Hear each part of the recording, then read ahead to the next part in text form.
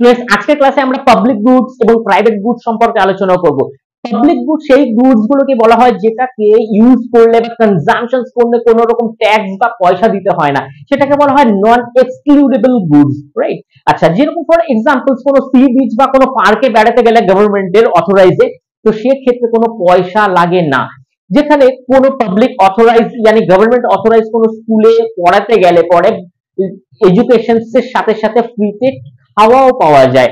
আচ্ছা, কোনো গভর্নমেন্ট হসপিটালে গেলে সেখানে ট্রিটমেন্টের সাথে সাথে ফ্রিতে মেডিসিন দেওয়ারও ব্যবস্থা আছে। তো এই সবগুলোই সার্ভিস হচ্ছে পাবলিক গুডস এর মধ্যেই পড়ে, যেটা হচ্ছে নন এক্সক্লুডেবল। আচ্ছা, এর বিপরীতে যে গুডস গুলোকে কনজাম্পশন করলে 100% পয়সা পে করতে হয়, তো সেইটাকে বলা হয় প্রাইভেট গুডস। ফর এক্সাম্পল, যদি যদি কোনো মুভি দেখতে মাল্টিপ্লেক্সে যাওয়া হয় তার জন্য পয়সা দিতে হবে, কোনো শপিং কমপ্লেক্স থেকে যদি শপিং করা হয় তার জন্য 100% পে করতে হবে, কোনো রেস্টুরেন্টে বসে যখন তুমি খাচ্ছ তার জন্য বিল মেটাতে হবে। মানে whenever you will be getting service from the public or private sector, so you have to 100% pay for that। এইভাবেই আমরা প্রাইভেট গুডস এবং পাবলিক গুডস এ ডিফারেন্সিয়েট করতে পারি। Thank you.